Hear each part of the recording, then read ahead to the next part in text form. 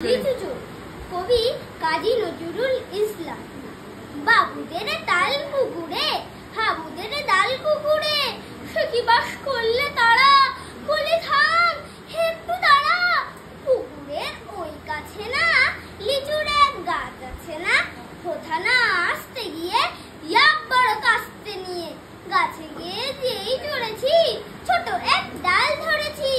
ও বাবা মরাদ করে পড়েছি সরাব জোরে, পড়বি বড় মালির ঘাড়ে, সে ছিল গাছের আড়ে।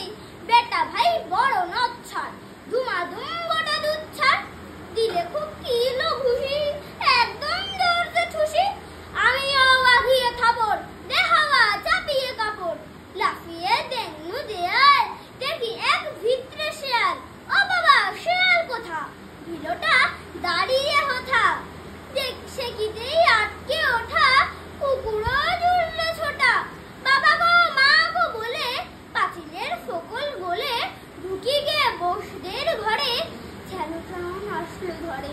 যাবো ফের কান মলি ভাই, চুরিতে আর যদি যাই, তবে মোর নামই মিছা, কুকুরের চামড়া খিচা।